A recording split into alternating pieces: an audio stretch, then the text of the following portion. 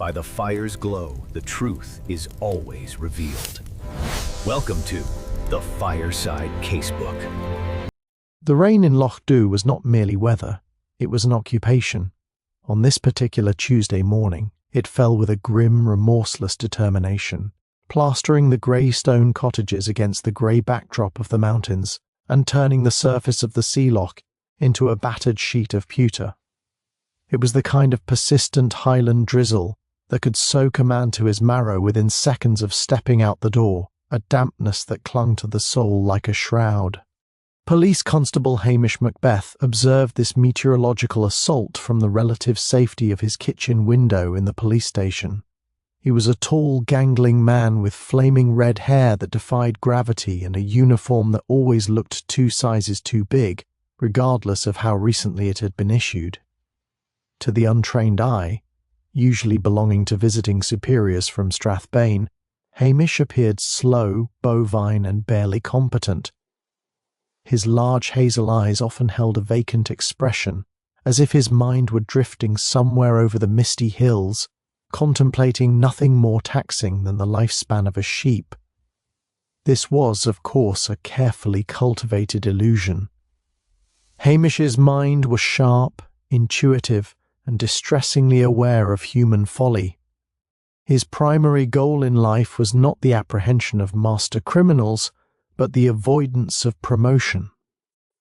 Promotion meant a transfer to a busy city like Glasgow, full of paperwork, serious crime, and superiors who expected him to run.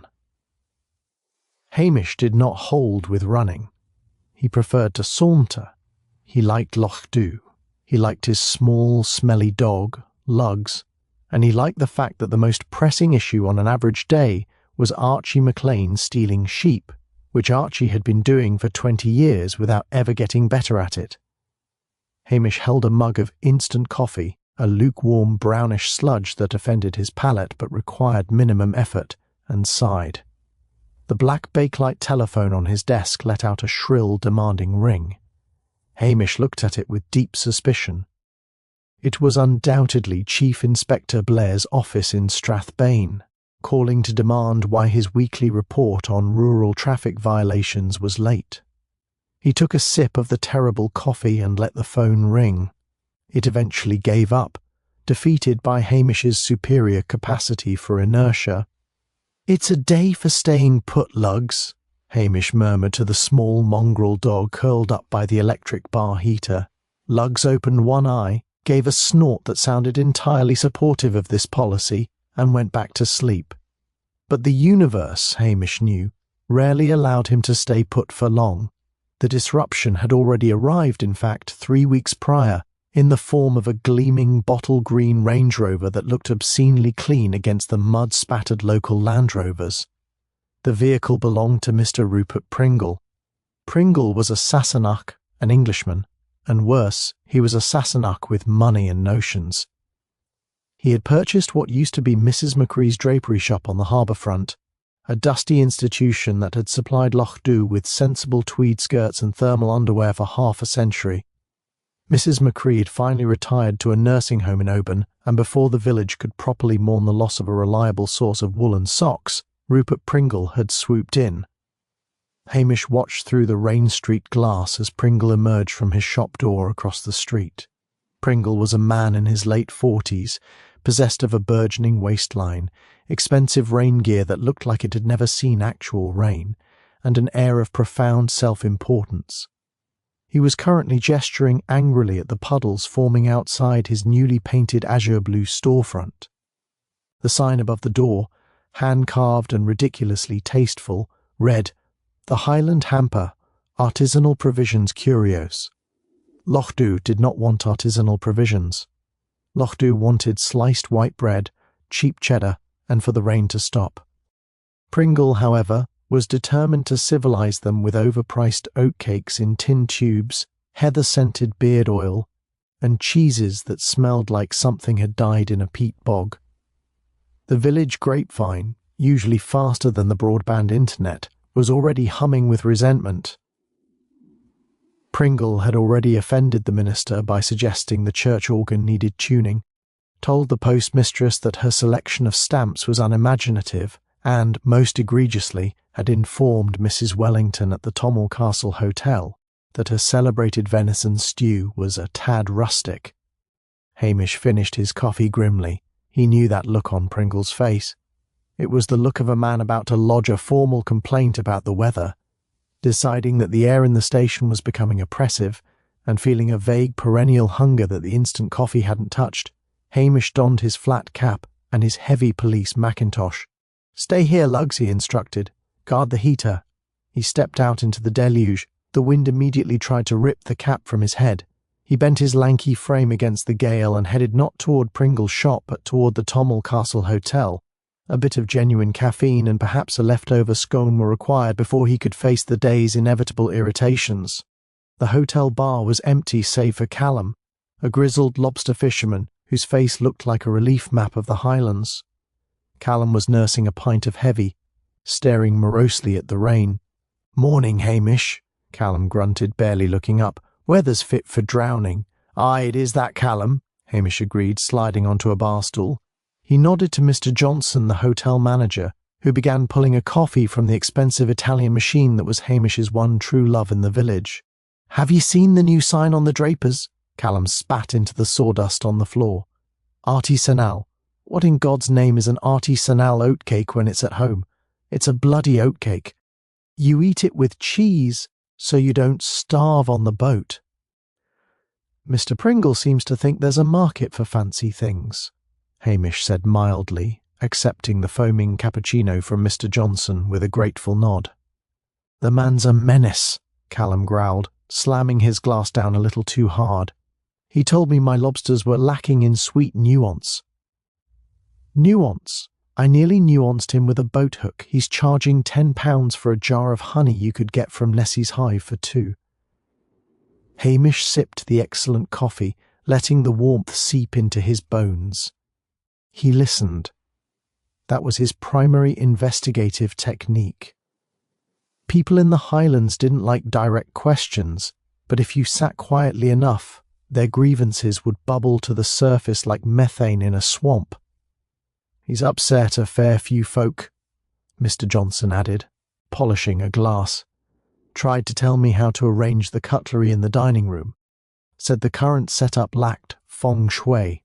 I told him the only feng shui in Lochdubh was when the wind blew the sheep off the cliff." Hamish chuckled softly. The resentment against Pringle was thicker than the mist over the loch. It was the classic friction, the immovable object of Highland tradition meeting the unstoppable force of English arrogance. Usually these things resolved themselves.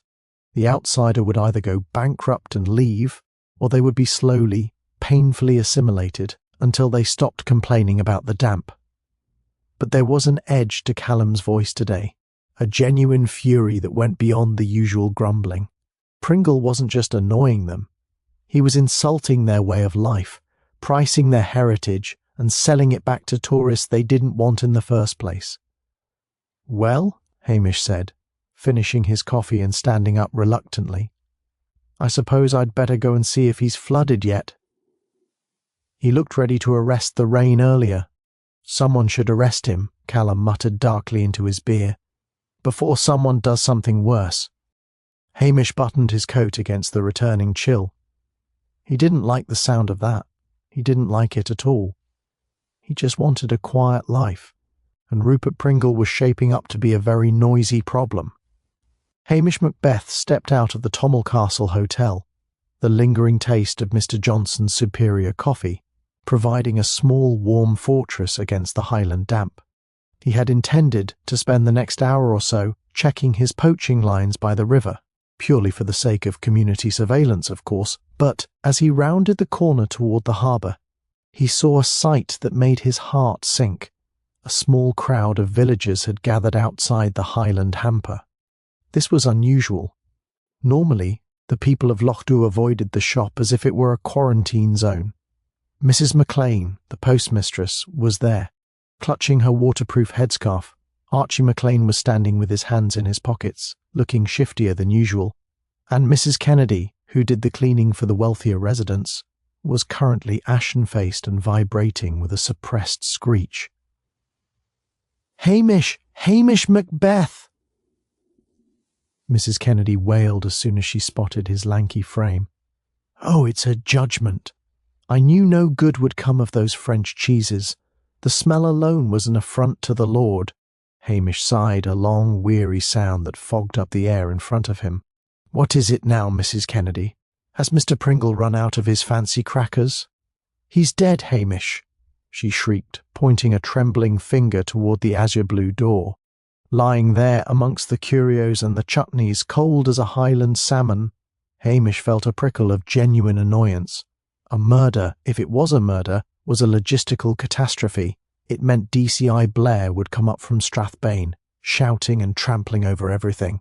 It meant paperwork that would stretch into the summer months. It meant his quiet, lazy routine would be pulverized. "Stay back now," Hamish said to the huddle of locals, his voice taking on the slow, soft lilt he used when he wanted people to think he was simpler than he was. "Let the law have a look-see." He whistled for Lugs, who had caught up and was currently sniffing Archie McLean's trouser leg with suspicious intensity. Together, the policeman and the mongrel entered the Highland hamper. The interior of the shop was an assault on the senses. It smelled of expensive lavender, unwashed sheep's wool, marketed as authentic Highland fleece, and an underlying sharp tang of vinegar. The shop was meticulously decorated with driftwood, overpriced candles, and traditional ironmongery that had likely never seen a forge. In the centre of the room, sprawled across a display of hand-woven organic rugs, lay Rupert Pringle. It was, as Hamish had feared, a humiliating way to go.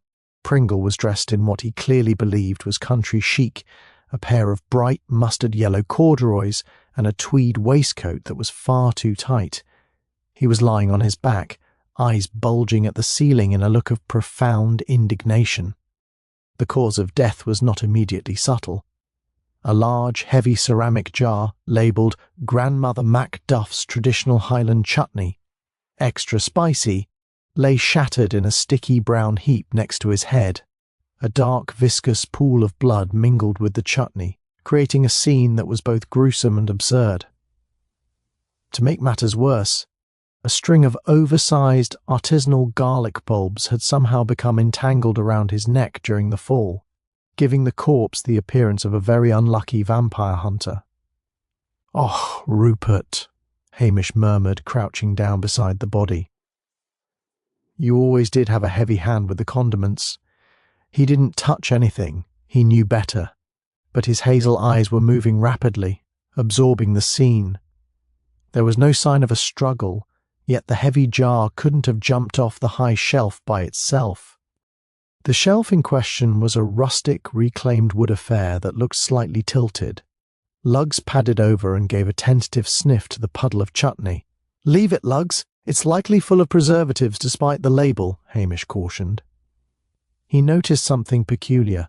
Pringle's right hand was clutching a small rectangular piece of card. It looked like a price tag, but it was blank. And on the counter, a few feet away, sat two delicate china cups. One was empty, the other was half filled with a pale, herbal-looking tea.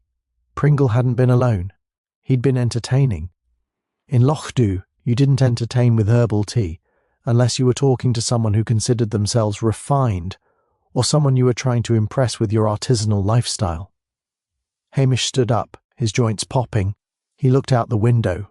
Through the rain, he could see the villagers watching him. He knew what they were thinking.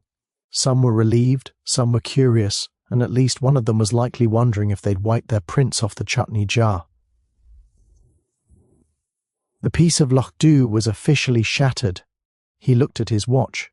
If he called it in now, Blair would be here by lunch. If he waited, no, there was no avoiding it. The Sassenach had been killed by his own pretension, and now Hamish would have to pay the price in endless questions and Blair's hot, tobacco-scented breath in his face. "A shame," Hamish whispered to the empty shop. "I really was looking forward to those lines." He reached for the shop's vintage-style telephone, his mind already beginning to sift through the gossip he'd heard at the hotel. Everyone hated Pringle, which was the problem. In a village where everyone has a motive, the hardest part isn't finding a suspect. It's narrowing them down to the one who actually had the energy to do the deed. The peace of Lochdubh didn't just break, it was detonated. Silence of the rainy morning was punctured by the scream of sirens echoing off the surrounding crags, a sound that sent the local sheep scurrying for the higher ground. 2 white and blue police cruisers from Strathbane skidded to a halt on the pier, splashing a generous wave of brackish puddle water over Archie McLean's boots. Detective Chief Inspector Blair did not so much exit his vehicle as erupt from it. He was a man who looked like a pressure cooker, disguised as a human being. His face was a permanent, angry shade of magenta. His neck seemed to have been swallowed by his collar, and he radiated a personal atmosphere of tobacco smoke and pure, unadulterated bile. "Macbeth!" Blair's voice boomed across the harbour, loud enough to startle the gulls into flight. Hamish, who had been leaning against the blue doorframe of the Highland hamper with his hands deep in his pockets, gave a slow, lazy wave. "Morning, Chief Inspector. You're making good time. The roads are a bit greasy today." Blair stomped toward him, his heavy shoes clattering on the wet pavement. He was followed by Detective Sergeant Anderson, a man whose primary function in life was to look worried and agree with whatever Blair shouted. "Don't you morning me, you lanky ginger-headed streak of nothing," Blair snarled, stopping inches from Hamish's face. He smelled of a breakfast consisting of bacon rolls and rage. "How have you managed it, Macbeth? How have you managed to let one of the few taxpayers in this miserable bog get his head bashed in while you were probably off tickling trout?" "I was actually having a coffee, sir," Hamish said mildly, his eyes wide and innocent. "It's very important to support local businesses." Blair shoved past him into the shop, nearly tripping over lugs. "Get that flea-bitten rug out of here. This is a crime scene, not a kennel." Lugs gave a low, rumbling growl and retreated behind Hamish's legs. Blair stood in the centre of the shop, staring down at the mortal remains of Rupert Pringle. For a moment, even Blair was silenced by the sheer absurdity of the scene. The yellow trousers, the garlic lay, and the dark, spicy remains of Grandmother Macduff's chutney. Then he started to laugh. It was a harsh, wheezing sound. "Killed by a jar of pickles. Good God, only in Lochdubh could a man be murdered by a sandwich spread. What's the matter, Macbeth? Did he run out of scones and die of a broken heart?"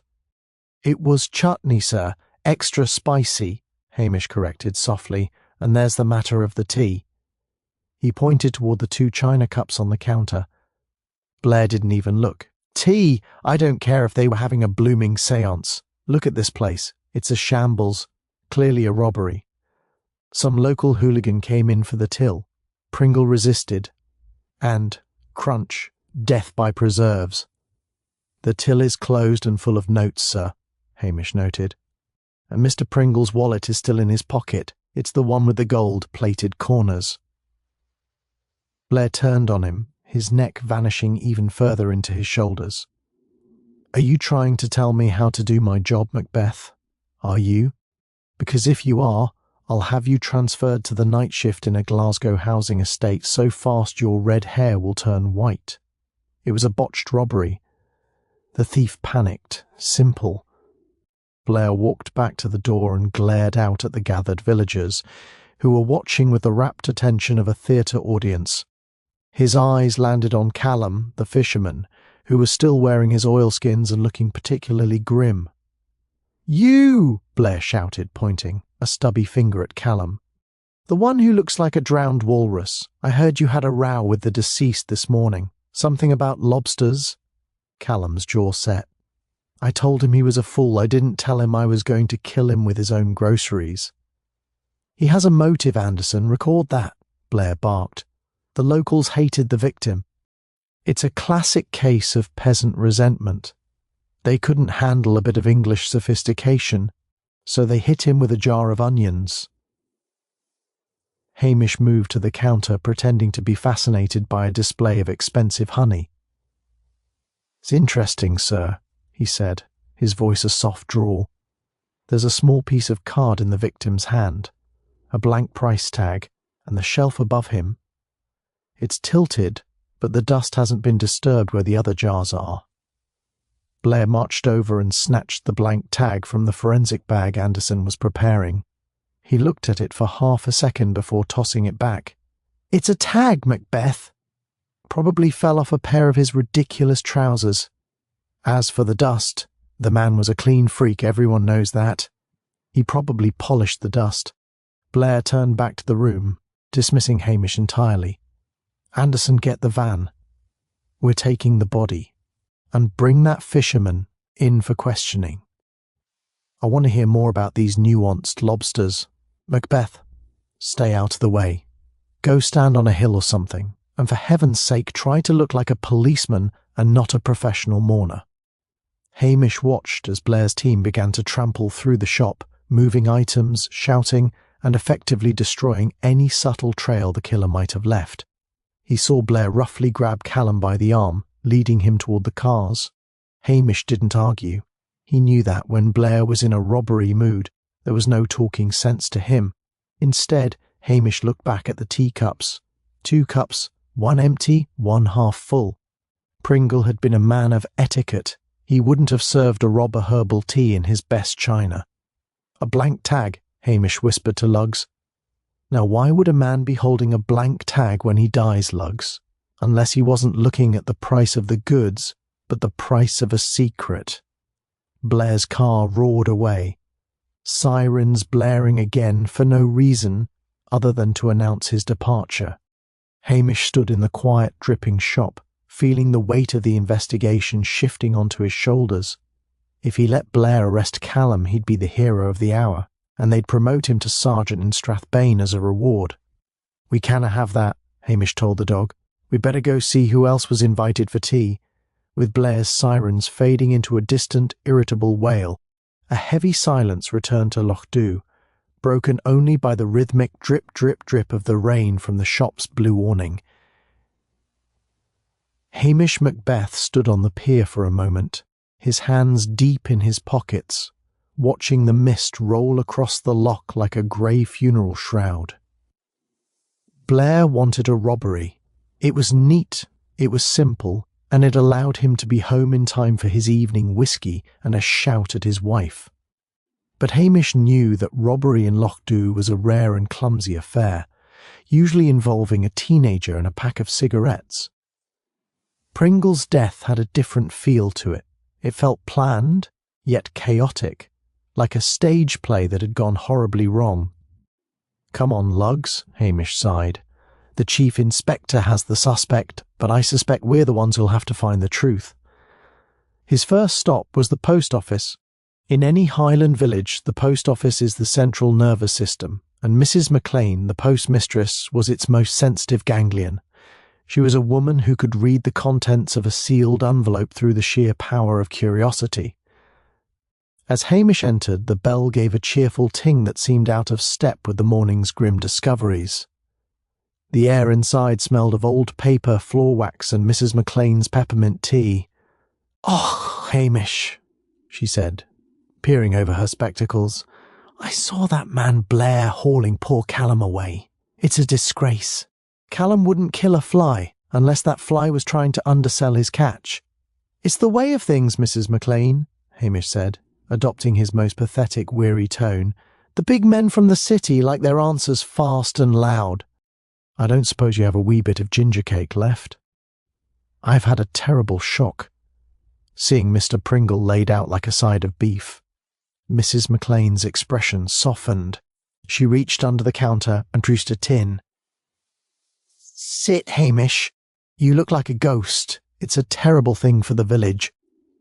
Hamish sat. He ate a piece of cake with slow, deliberate appreciation. Between bites, he didn't ask about the murder. He asked about the post. "Busy morning for deliveries, I imagine, with the new shop and all?" "Hardly," she snorted, leaning in. "Pringle got plenty of packages, but they weren't for the shop. They were from London, auction houses mostly, Sotheby's and the like. He wasn't just selling jam, Hamish. He was buying things, old things. He had a visitor yesterday too, a woman. Not from around here. Very chic, very sharp and very angry. Hamish paused, a crumb of ginger cake hovering near his lip. Angry, you say?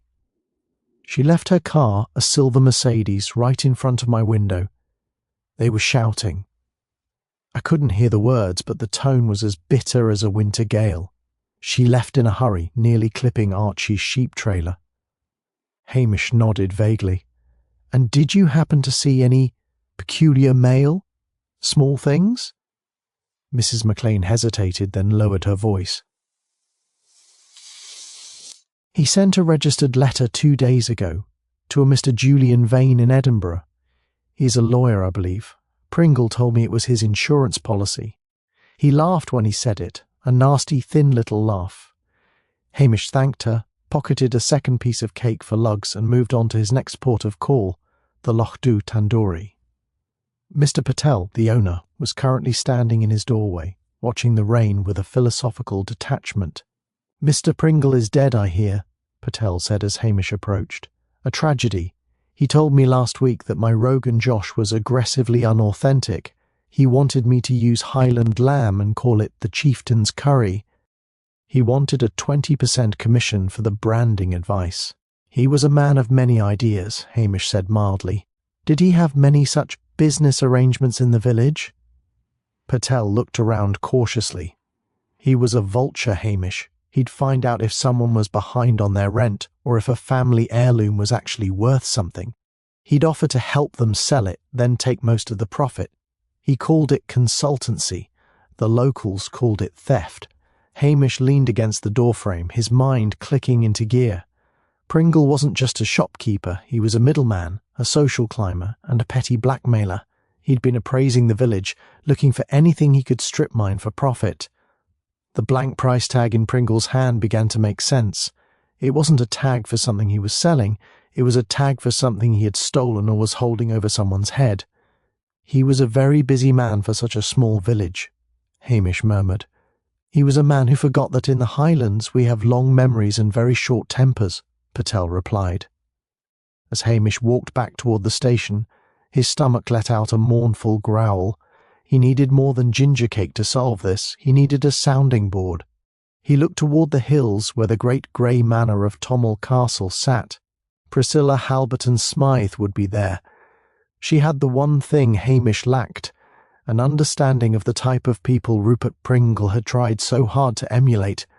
But as he turned, he saw a silver Mercedes, sleek, expensive, and looking entirely out of place, parked near the harbour. A woman in a charcoal grey trench coat was standing by the water, staring at the spot where Pringle's body had been loaded into the van. She didn't look like a grieving friend. She looked like someone who was checking to make sure a fire was truly out. Hamish adjusted his cap. It was time to stop mooching and start fishing. The drive up the winding, potholed track to Tommel Castle was a test of endurance for both Hamish's ancient Land Rover and his own internal constitution. The rain had graduated from a persistent drizzle to a vertical deluge, drumming against the rusted roof of the vehicle with the rhythm of 1,000 tiny hammers. Beside him, Lugs let out a long, shuddering sigh, his damp fur emitting a pungent aroma of wet dog and bog water that even the strongest air freshener, had Hamish believed in such fripperies, could not have masked. Tommel Castle sat perched on its hill like a brooding gargoyle, a sprawling pile of Victorian granite that always seemed to be leaking heat and money in equal measure. It was the ancestral home of the Halberton Smythes, and more importantly, the residence of Priscilla. Hamish pulled the Land Rover into the gravel sweep, feeling, as he always did, like a stray cat invited to a banquet. He smoothed down his unruly red hair, adjusted his damp tie, and stepped out into the gale. He found Priscilla in the conservatory, a glass structure that felt like being inside a very expensive car wash. She was dressed in a cashmere sweater the colour of a Highland mist and trousers that cost more than Hamish earned in a month. She was pruning a collection of depressed-looking ferns, looking cool, elegant, and entirely untroubled by the fact that a man had been bludgeoned to death with a jar of chutney less than a mile away. "Hamish," she said, looking up with a faint, enigmatic smile. "I heard the news. Poor Mr. Pringle. I believe Inspector Blair has already arrested the entire harbour board." "Only Callum so far," Hamish replied, sinking into a wicker chair that creaked ominously. "But Blair's just getting started. He'll have the minister in irons by sunset if he doesn't find a confession soon." Priscilla set down her shears and poured 2 cups of tea from a silver service. This was real tea, leaf-breasted and delicate, and Hamish accepted it with the reverence a starving man might show a steak. "Pringle was a tiresome man," Priscilla said, her voice a smooth, low-pitched melody. "He tried to sell my father a genuine Jacobite broadsword last month. It was quite clearly a theatrical prop from a touring production of Macbeth. When I pointed it out, he became rather unpleasant." "Unpleasant how, Priscilla?" "He hinted that he knew things about the estate's finances. He'd been poking around the archives, Hamish. He wasn't just interested in cheese, he was an amateur historian with a very professional eye for leverage. He called himself a finder in London before he moved north." Hamish leaned forward. "A woman in a silver Mercedes arrived in the village this morning. Very sharp, very London. Do you know her?" Priscilla's eyes sharpened. "A silver Mercedes? If it's the one I'm thinking of, that would be Cynthia Vane. Her husband is Julian Vane, a rather ruthless art lawyer in Edinburgh. Cynthia was a gallery owner before the incident." "The incident?" "A very messy affair involving a lost Reynolds painting that turned out to be a very found forgery. The Vanes survived the scandal, but their reputation in the art world is like a cracked Ming vase. Fine from a distance, but won't hold water.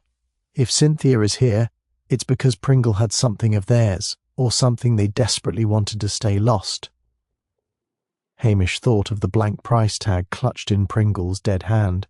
"He had a piece of card in his hand when I found him, like a tag but with nothing on it." Priscilla frowned, then stood up and walked to a bookshelf, pulling out a heavy auction catalogue. "In the high-end trade, Hamish, when an item is being held for special consideration, usually because its provenance is being questioned or it's part of a private under-the-table deal, they often use blank lot tags. It's a code. It means price to be discussed in private, or, more accurately, this is blackmail." Hamish felt a cold shiver that had nothing to do with his wet socks. So Pringle wasn't just selling Highland hampers, he was selling silence, and he was using a blank tag to tell someone exactly how much that silence was going to cost. "Exactly," Priscilla said, looking at him with a mix of pity and affection. "He was playing a very dangerous game with people who don't care for Highland charm, Hamish. Cynthia Vane doesn't drink herbal tea for the health benefits. She drinks it to keep her blood cold." Hamish stood up, his mind whirling. The romantic complication wasn't just his feelings for Priscilla. It was the fact that the world she inhabited, a world of shadows, high-stakes art and polished cruelty, had bled into his quiet village. "I'd better go," he said. Before Blair decides to interrogate the rest of the pier. "Be careful, Hamish," Priscilla called out as he reached the door. "And for goodness sake, try to dry your coat. You smell like a peat bog." "It's the latest scent, Priscilla," Hamish retorted with a wry grin. "Eau de Lochdubh, very artisanal." As he drove back down the hill, the image of the blank tag burned in his mind. Pringle had been a small-time vulture trying to pick the bones of a very large, very dangerous bird, and now Hamish had to figure out if it was the bird that had struck him down, or someone else who didn't want the vulture to sing. The Lochdubh police station was currently occupied by a cloud of blue cigarette smoke and DCI Blair's ego, both of which were reaching a suffocating density. Blair was seated at Hamish's desk, his feet, shod in expensive, highly polished brogues, propped up on a pile of unresolved poaching reports.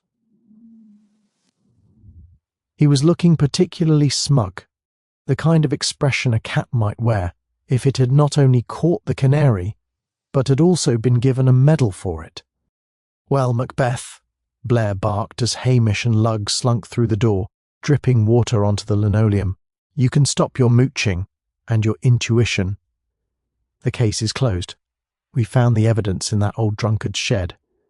Hamish hung his wet cap on the peg and looked at Detective Sergeant Anderson, who was standing by the filing cabinet looking deeply uncomfortable. "Evidence, sir? You mean Callum?" "Aye, Callum." Blair slammed a hand on the desk.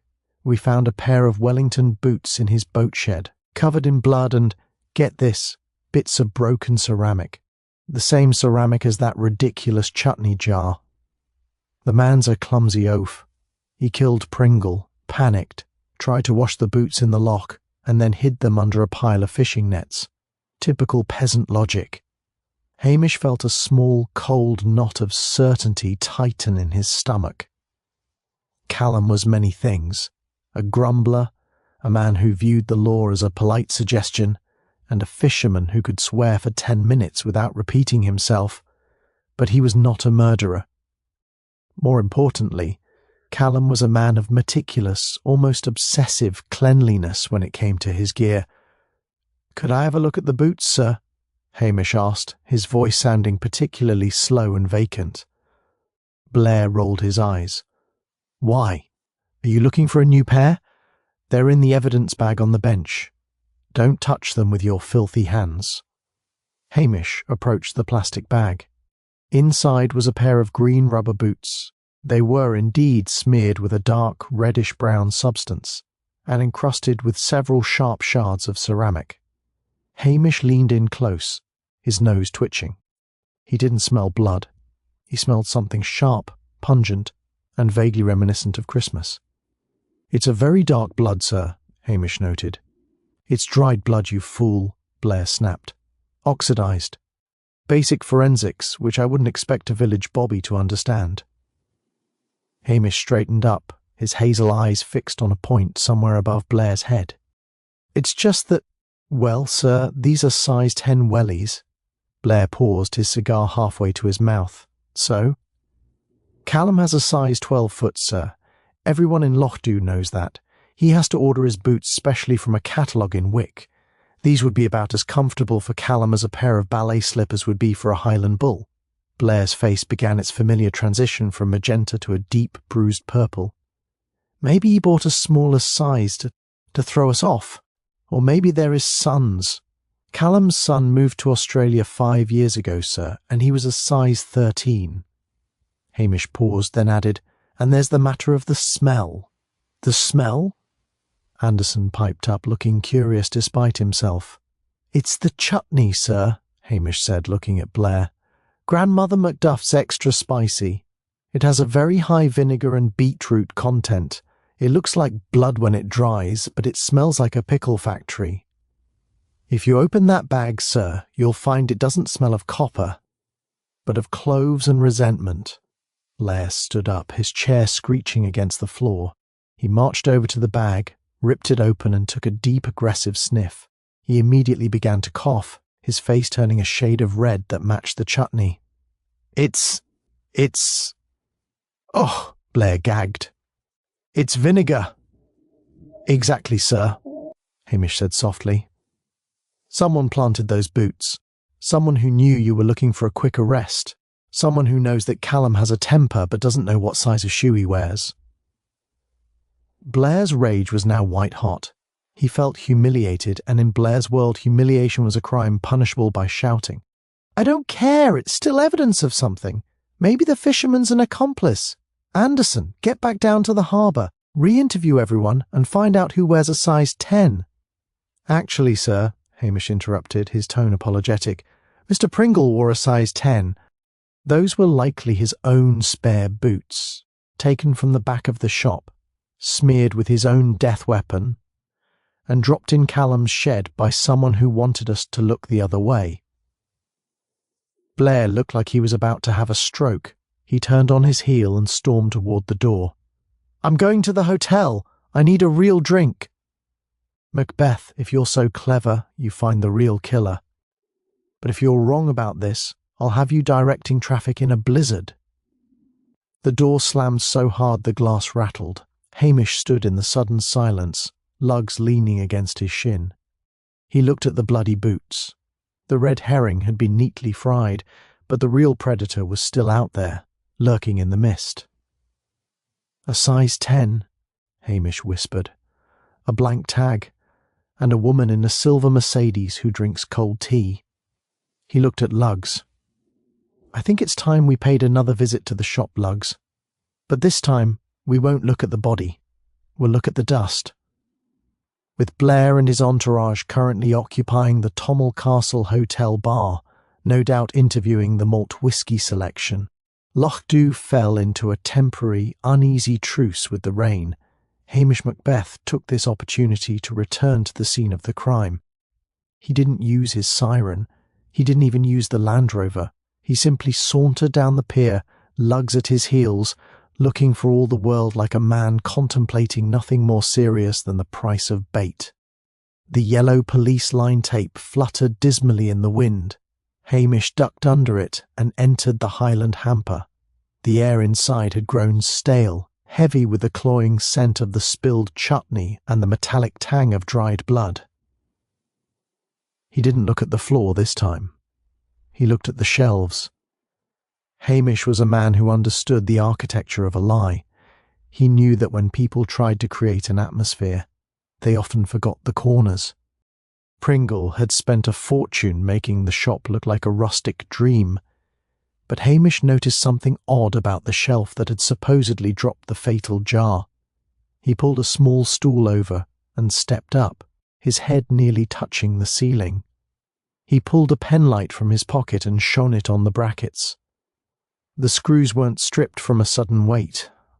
They were loose, yes, but there were fresh scratches on the metal, the kind made by a screwdriver used in a hurry.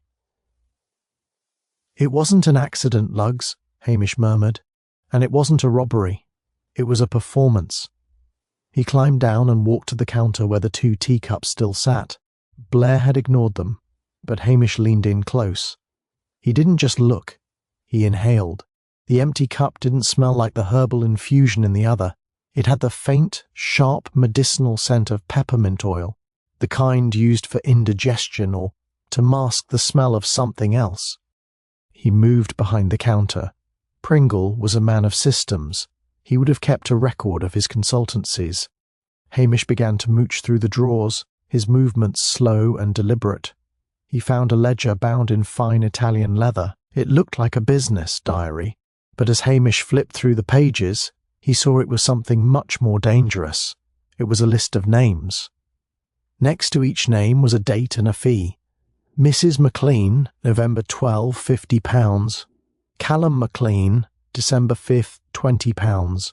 Mrs. Kennedy, January 3, £10. "Small change," Hamish whispered. He wasn't just a vulture, Lugs. He was a petty tyrant. He was charging the villagers for his silence on things so small they wouldn't matter anywhere else but here. Then he saw the final entry, dated the previous day. It wasn't a name, but a description. The Lady of the Rue. Next to it there was no fee, only a drawing of a small distinctive flower, a bluebell. Hamish felt the pieces clicking together, but they didn't form the picture Blair wanted. This wasn't about high-stakes art forgeries or London galleries. That was the smoke Pringle used to puff himself up. The fire was much closer to home. He remembered something Mrs. Kennedy, the cleaner, had said when he first arrived. "I knew no good would come of those French cheeses." The smell alone was an affront to the Lord. Mrs. Kennedy was a member of the strict Free Presbyterian Church, a woman whose life was built on a foundation of unimpeachable moral standing. She was also the one who found the body, and she was the one who had been helpful enough to point out how the smell of the shop was a judgment. Hamish closed the ledger. He thought about the blank tag again. Price to be discussed. Pringle hadn't been blackmailing Cynthia Vane with that tag. He'd been using it as a threat against someone who had nothing but her reputation, someone who had been cleaning his shop and had perhaps been seen doing something that would cause a scandal in the village. He remembered a bit of gossip from months ago, something about a refined lady being seen coming out of the back of the pub late at night, or perhaps a secret bottle of gin hidden in a cleaning bucket.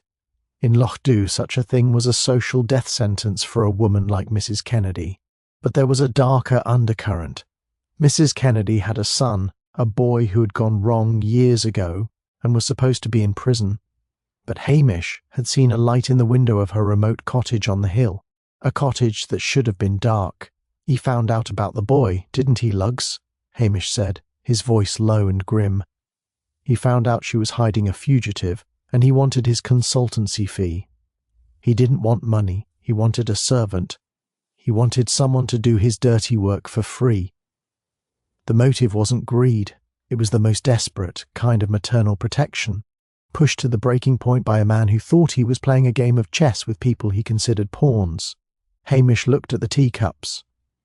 Peppermint oil. Mrs. Kennedy always carried peppermint drops for her nerves. It's a sad thing, Hamish said, his heart heavy. To kill a man over a bit of gossip and a loose screw. He knew now, but he couldn't just arrest her. Blair would treat her like a terrorist, and the village would turn into a circus. He needed a trap. He needed to make the Sassenach arrogance of the shop work for him one last time. The rain had eased into a miserable, clinging mist by the time Hamish Macbeth returned to the Tommel Castle Hotel. He didn't go to the bar where DCI Blair was likely bellowing at a bowl of peanuts. Instead, he went to the lobby's public telephone, despite having a perfectly functional radio in his Land Rover. In Lochdubh, a public phone was the equivalent of a stage with a spotlight.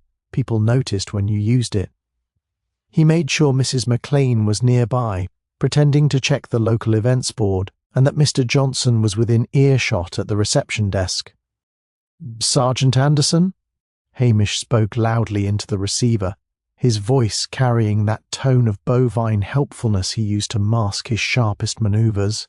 "Oh, is that right? The London technicians found it? The hidden security camera inside the artisanal clock? My. Technology is a wondrous thing, even if it does feel a bit like spying on honest folk." He paused, nodding as if listening to a long explanation. Out of the corner of his eye, he saw Mrs. McLean's hand freeze on a flyer for the church jumble sale. "And you say the footage is a bit grainy because of the steam from the tea?" Hamish continued, sounding impressed. "But the Strathbane labs can enhance it. Digital pixie dust, you say? Well, if they can see the face of the person who moved the shelf brackets by tomorrow morning, I suppose DCI Blair will have his man or woman without having to lift a finger. I'll be up at the station if you need me to fetch the arrest warrants." He hung up the receiver with a heavy clatter and let out a long, theatrical sigh. "Modern times, Mr. Johnson," Hamish said to the manager. "Mr. Pringle was a more careful man than we thought. Had a camera hidden in one of those fancy wooden clocks. It sends the pictures straight to a cloud in London. I don't understand the physics of it myself, but Blair is over the moon. He thinks it'll be on the evening news. By the time Hamish stepped back out into the mist, he knew the news of the cloud camera would be halfway up the mountain. In a village without many secrets, the threat of a digital witness was as terrifying as a ghost. But Hamish wasn't done. He needed to ensure the trap had a specific bait. He drove the Land Rover up the steep, narrow track toward the Kennedy cottage. The dwelling was a lonely, whitewashed box, huddled against the side of a peat-stained hill, looking as if it were trying to hide from the very sky. He found Mrs. Kennedy in her garden, or what passed for one, a patch of sodden earth where a few hardy cabbages were losing their battle with the slugs. She was hanging out a single heavy grey blanket on a line, her movements stiff and jerky. "Oh, Hamish," she said, her voice thin and reedy. "You gave me a fright. Is there more news of the poor man?" "Just bits and pieces, Mrs. Kennedy," Hamish said, leaning against the fence and looking remarkably relaxed. "DCI Blair is convinced it's a robbery, but I told him, I said, 'Sir, a robber wouldn't have known about the hidden camera. It's a pity, really. The camera caught someone in a dark coat, quite clearly. They just need to run the clarification program tonight.'" Mrs. Kennedy's hand tightened on a clothespin until her knuckles turned the colour of bone. "A camera in a clock? Aye, clever, isn't it? But you know, Mrs. Kennedy, I found something else, something the city police missed because they don't know the folk here." He reached into his pocket and pulled out a small brass button, one he had plucked from his own spare uniform and rubbed in the dirt. "I found this caught in the doorframe. It's a specific kind. usually found on the heavy coats they issue at Peterhead Prison. The silence that followed was broken only by the sound of the wind whistling through the damp blanket. Mrs. Kennedy didn't look at the button. She looked at the mist-covered peaks behind the house. "My son is in England, Hamish," she whispered, her voice trembling. "He's working in a garage in Leeds, I told you." "I'm sure he is, Mrs. Kennedy," Hamish said gently, his hazel eyes full of a deceptive, sleepy sympathy. "It would be a terrible thing if someone, perhaps a man like Mr. Pringle, found out he'd come home early without telling the authorities, and it would be even worse if that man tried to use that information to make a decent woman do his cleaning for free, or worse." He straightened up and adjusted his cap. "I'll be at the shop tonight, Mrs. Kennedy. Blair wants me to guard the digital hub until the technicians arrive from Inverness at midnight to download the final clear images. It's a long walk in the dark and the pier is very slippery." He whistled for lugs and climbed back into the Land Rover.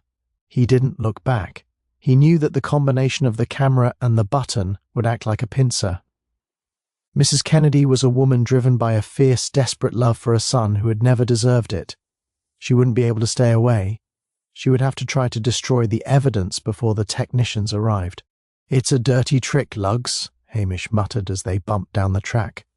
But Pringle was a dirty man, and Blair just wants a body. I'd rather give him the right one.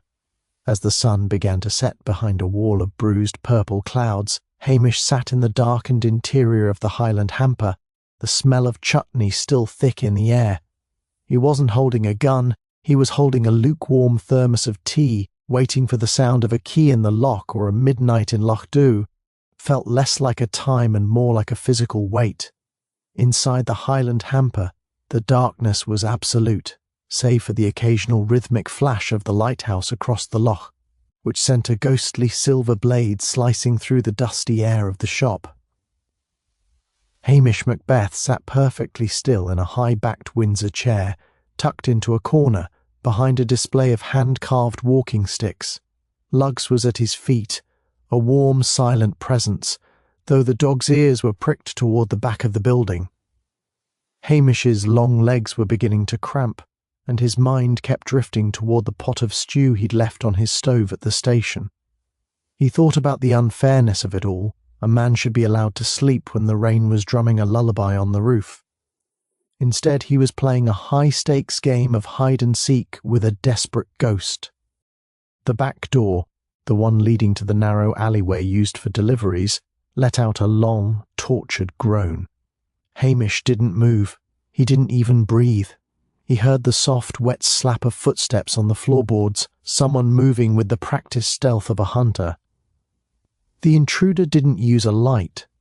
They moved by the rhythmic strobe of the lighthouse, a silhouette flickering between the aisles of organic honey and artisanal candles. The figure reached the counter. In the next flash of silver light, Hamish saw a hand reach out. It wasn't the frail, trembling hand of Mrs. Kennedy. It was a large, powerful hand, the knuckles scarred and the skin toughened by hard labour. The intruder grabbed the wooden clock, the supposed digital hub, and raised a heavy iron pry bar to smash it. "I wouldn't do that if I were you, Fergus," Hamish said, his voice a soft, conversational drawl that cut through the silence like a razor. "That's a very expensive piece of craftsmanship. Mr. Pringle would be quite upset if you broke it, though I suppose he's past caring about the inventory." The figure spun around, the pry bar held high. A flash of light revealed a man in his late 20s, his face a haggard mask of fear and aggression. This was Fergus Kennedy, the son who was supposed to be in Leeds, but whose face Hamish remembered from a dozen wanted posters and local court appearances years ago. "Macbeth," Fergus hissed, his voice thick with Highland grit. "I should have known you'd be lurking in the dark like a spider." "I'm more of a slow-moving beetle, Fergus," Hamish said, standing up slowly. He looked gangling and awkward, but he moved with a sudden fluid precision that would have surprised DCI Blair. "Put the bar down. There is no camera. There is no cloud. There's just a very tired policeman and a man who's made a terrible mess of things." Fergus didn't put the bar down. He lunged. Despite his deceptive laziness, Hamish had spent a decade chasing sheep and poachers up vertical heather slopes. He stepped inside the arc of the swing, his large hand snapping out to catch Fergus's wrist with a grip like a lobster's claw. With his other hand, Hamish delivered a short, sharp jab to the man's solar plexus. Fergus let out a wheezing oomph and stumbled back into a display of authentic Highland sea salt.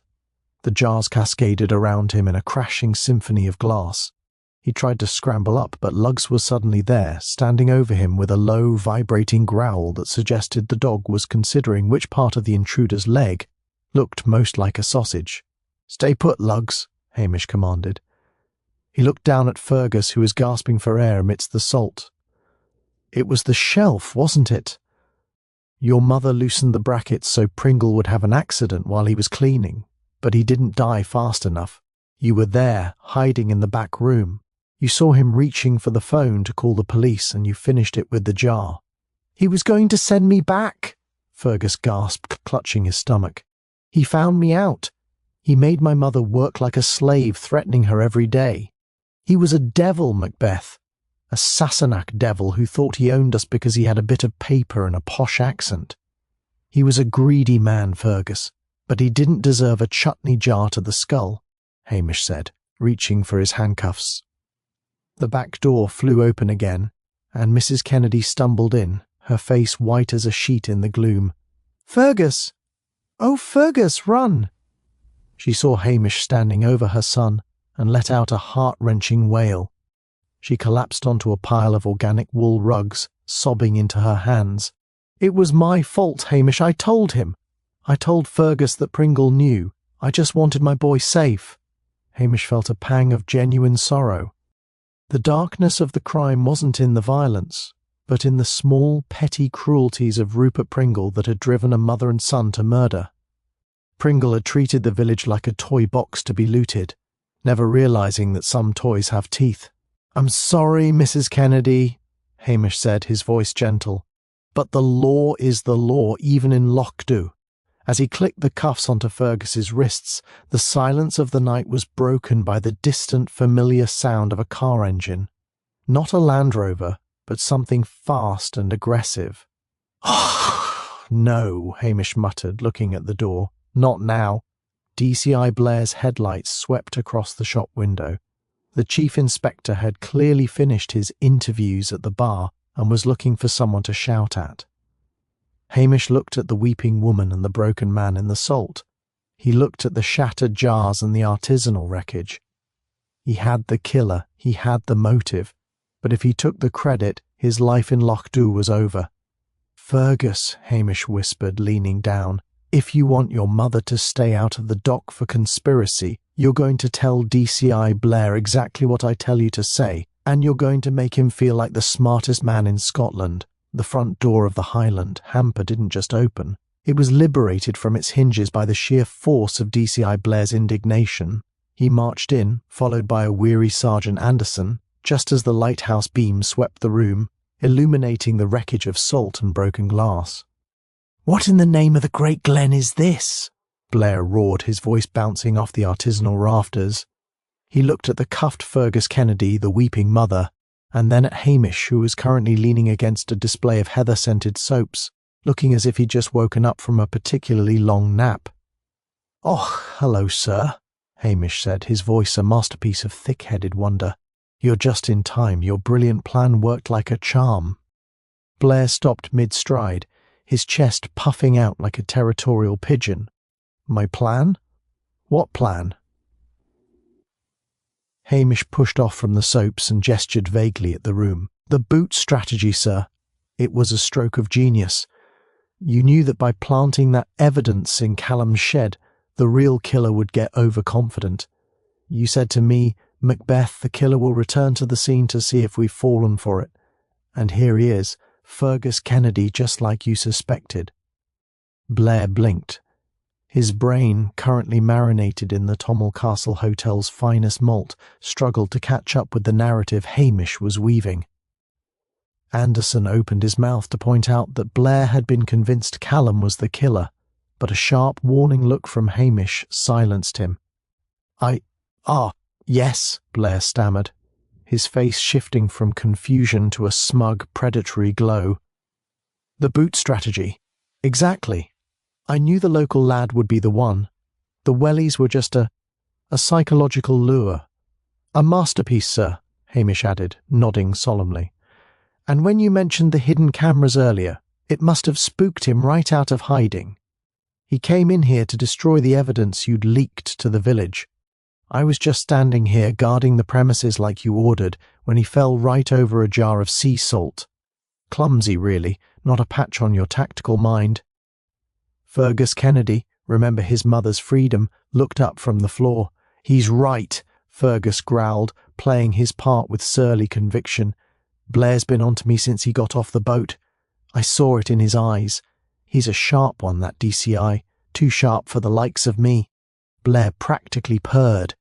He smoothed down his lapels and looked around the shop with the air of a conquering hero. Well, Anderson, don't just stand there like a lamppost. Get this animal into the van. And get the woman out of here. She's probably an accessory, but I'll deal with her at the station. Actually, sir, Hamish said, stepping closer and lowering his voice to a conspiratorial whisper, if I might suggest, your report will look much better if you portray Mrs. Kennedy as a brave informant who led you to the hideout. It shows your ability to turn the locals against the criminal element. Very high-level policing, that. Blair considered this. Turning a weeping old woman into a strategic asset made him look like a master of human psychology. A valid point, Macbeth. See? This is why I'm the DCI. I know how to use the resources at hand. Anderson, inform the press that I've made a breakthrough using advanced interrogation and local intelligence. I want the headlines in the Strathbane Gazette by morning. As Anderson led Fergus and a bewildered but no longer weeping Mrs. Kennedy toward the cars, Blair turned back to Hamish. He looked at the ginger-haired constable with a mix of triumph and lingering disdain. You did your duty, Macbeth. Barely. But don't go thinking this earns you a commendation. You nearly botched my plan by letting him smash those salt jars. The paperwork for the damages will be on your desk by Monday. I'm sorry, sir, Hamish said, hanging his head in mock shame. I suppose I'm just not built for the fast-paced world of DCI-level investigations. I'd likely just get in the way if I were ever promoted. Promoted? Blair laughed, a harsh, wheezing sound that echoed through the empty shop. You? I'd sooner promote a turnip. You're staying right here in this rainy hole, Macbeth. It's all you're fit for. Aye, sir. I expect you're right, Hamish murmured. He watched from the pier as the police cars sped away, sirens wailing once more to announce Blair's victory to the sleeping village. The red and blue lights reflected off the surface of the loch, momentarily turning the dark water into a kaleidoscope of chaos before fading into the night. The silence that followed was profound. The rain had finally stopped, and a few pale stars were beginning to peek through the ragged clouds. Hamish stood there for a long time, the cold salt air filling his lungs. He felt a sharp nudge against his hand. Come on, Lugs, Hamish said, patting the dog's head. The Sassenach mystery is over, and the Chief Inspector is a hero. That should keep him out of our hair for at least a month. He looked back at the darkened windows of the Highland hamper. The artisanal dream was dead, and the village would go back to its quiet, predictable ways. Tomorrow there would be gossip, and the day after it would be as if Rupert Pringle had never arrived, with his fancy cheeses and his dark secrets. Wednesday morning in Lochdubh arrived with a rare and startling clarity. The storm had finally exhausted itself, leaving behind a sky the colour of a pale robin's egg and an air so crisp it felt like breathing diamonds. The mountains, stripped of their misty veils, stood in rugged ancient relief against the horizon, and the loch was as still as a mirror, reflecting the whitewashed cottages of the pier with perfect shivering accuracy. Inside the police station, the black bakelite telephone sat in uncharacteristic silence. PC Hamish Macbeth, back in his familiar, slightly oversized uniform, was engaged in a task of far greater importance than any criminal investigation. He was tending to a pot of stew on his small stove. There was nothing artisanal about this stew. It contained thick chunks of mutton, gifted to him by Archie MacLean in a fit of post-investigative gratitude, potatoes that still had the honest grit of the Highland soil on their skins, and enough onions to make a man weep for joy. The aroma was rich, heavy, and filled the station with a sense of profound, hard-earned peace. Luggs sat by the stove, his tail thumping a rhythmic beat against the floorboards. He was waiting for the inevitable tasting portion of the morning. The Morning Post brought the Strathbane Gazette. Hamish spread it out on the kitchen table, a faint, sceptical smile playing across his lips. The headline was bold and lacked any sense of irony. Blair strikes again, mastermind DCI cracks Lochdubh murder case. Below the headline was a photograph of DCI Blair, looking remarkably like a puffed-up toad in a suit, standing on the Lochdubh pier. The article detailed how Blair's unrivaled tactical intuition and sophisticated use of psychological lures had forced a dangerous fugitive out of hiding. There was a brief, almost invisible mention at the very end of the piece. Assistance was provided by the local constable. "Assistance," Hamish murmured, tossing a scrap of mutton to Luggs. "I suppose opening the door counts as assistance in Blair's book." The door to the station creaked open, and Mrs. MacLean, the postmistress, stepped in. She wasn't carrying mail this time, but a small basket of fresh scones, still warm enough to fog up her spectacles. "I saw the paper, Hamish," she said, her voice tart. "The man's a walking ego. He wouldn't know a psychological lure if it bit him on the nose. Everyone in the village knows who really sat in the dark and caught that boy." "Och now, Mrs. MacLean," Hamish said, adopting his most innocent, vacant expression. "The chief inspector is a very busy man with a lot of high-tech ideas. I just happened to be in the shop when Fergus tripped. It was a lucky break, nothing more." Mrs. MacLean peered at him over her glasses, her eyes sharp and knowing. She had lived in Lochdubh long enough to see through Hamish's lazy mask, but she was also wise enough to know that his survival depended on it. "Aye, lucky," she echoed. "And I suppose it's lucky that the Procurator Fiscal is looking at a reduced charge for Mrs. Kennedy? They're saying she was under extreme duress and acted as a confidential informant. She'll get probation, they say, and Fergus will be sent back to finish his original sentence without the murder charge hanging over him. Voluntary manslaughter, they're calling it. A crime of passion against a man who was extorting the poor woman." "It's a fair outcome," Hamish said mildly, stirring the stew. Pringle was a man who didn't understand that even a sheep will kick if you corner it long enough. "And the shop?" Mrs. MacLean asked. "The silver Mercedes was back this morning. That London woman, Cynthia Vane. She was clearing out the special inventory. She's welcome to it," Hamish replied. "Lochdubh has no need for artisanal vinegars and blank price tags. I hear a cousin of Mrs. MacCree is thinking of moving back from Glasgow to reopen the drapery. Sensible socks and woolen vests, Mrs. MacLean. That's what the world needs." After the postmistress left, Hamish took a bowl of stew and sat on the bench outside his front door. The sun felt weak but pleasant on his face. He watched the harbour, where the fishing boats were preparing to head out. Callum was back on his boat, his orange oilskins a bright splash of defiance against the blue water. He gave Hamish a brief, solemn nod, the highest form of praise a Highland fisherman could bestow. Hamish sighed with contentment. He had avoided the promotion. He had kept his station, his dog, and his quiet life. To the world in Strathbane, he was still the useless peasant who lived in a rainy bog. To the people of Lochdubh, he was the man who kept the darkness at bay without ever raising his voice. The Sassenach had tried to change the village, to price its soul and sell it back in jars. But the Highlands had a way of absorbing such things, turning them into gossip and eventually into silence. "It's a good day, Luggs," Hamish said, finishing his stew. No sirens at all." He leaned back against the stone wall, closed his eyes and drifted into a light doze. the smartest man in the Highlands finally allowing himself the luxury of being exactly what everyone expected him to be, perfectly, beautifully lazy.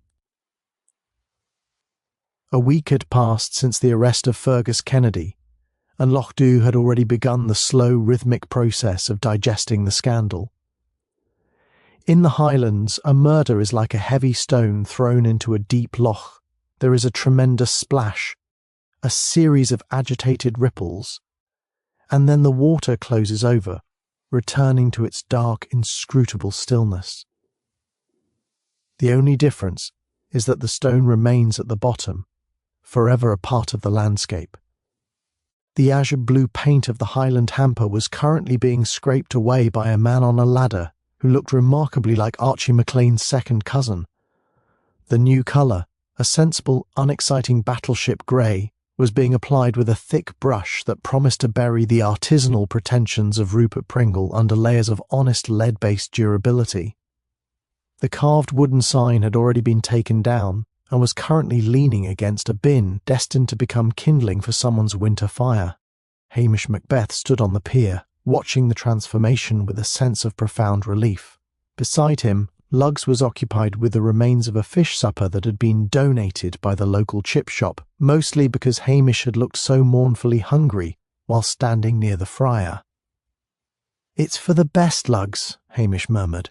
"Lochdubh was never meant for azure blue. It's a grey and green sort of place." A familiar high-performance engine purred behind him.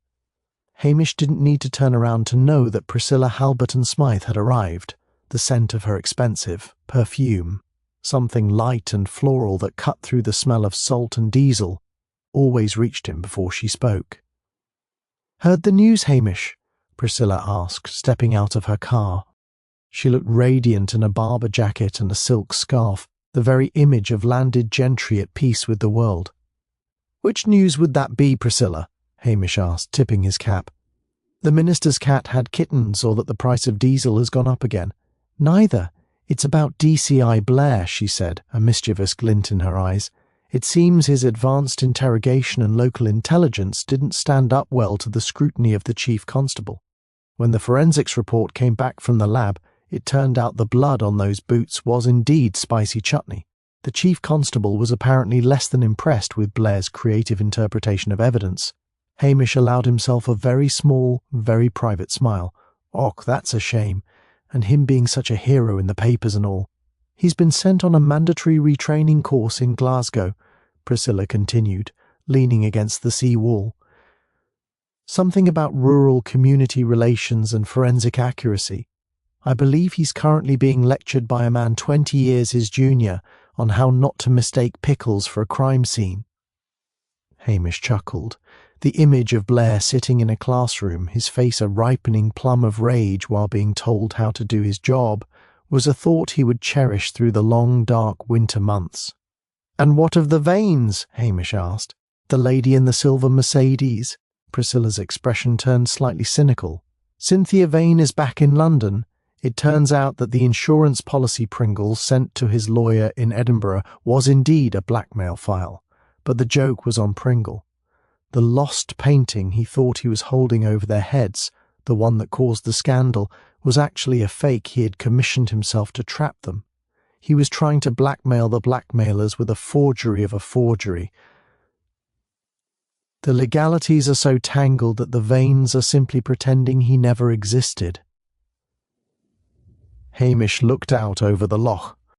Pringle had been a man caught in his own web of pretension, a vulture who had forgotten that the Highlands are full of older, more patient predators. "A tangled web indeed," Hamish said. "The shop reopens on Monday," Priscilla noted, gesturing toward the grey storefront. "Mrs. McCree's niece is calling, at the Lochdubh outfitter. No honey, no candles, and certainly no chutney. Just woolen socks, waterproofs, and sensible hats." "Just what the village needs," Hamish agreed. "I might even buy a pair of socks myself if the price is right." "You, Hamish, are a man of simple tastes," Priscilla said, looking at him with an expression that hovered somewhere between affection and exasperation. I don't know why you stay here, letting Blair take the credit and living on mutton stew and chip shop scraps. Because here, Hamish said, looking at the mountains and the silver water, I know who I am, and I know who everyone else is. In the city, everyone is wearing a mask. Here the masks are made of tweed and gossip, and they're much easier to see through. Priscilla laughed, a bright, clear sound that seemed to linger in the salt air. I suppose you're right. Well, I must be off. Father wants me to help him with the estate accounts. Apparently we're bleeding gold, as he puts it. Give him my regards, Priscilla, Hamish said. As the silver car sped away, Hamish felt a familiar hollow sensation in his stomach. The mystery was truly over. The outsiders were gone, the villain was in the dock, and his boss was being humiliated in a classroom miles away. It was a perfect Highland resolution. Come on, Lugs, Hamish said, whistled for the dog. Let's go home. I think there's enough mutton left for one more bowl, and if we're lucky, the phone won't ring for a month. He walked back toward the station, his lanky figure silhouetted against the bright, cold sky. He was a man who looked like he had nowhere to be and nothing to do, a deceptive image that suited him perfectly. In Lochdubh, the peace had returned, and as long as PC Hamish Macbeth was there to watch over it with his sleepy hazel eyes, the village was safe from the noise of the world.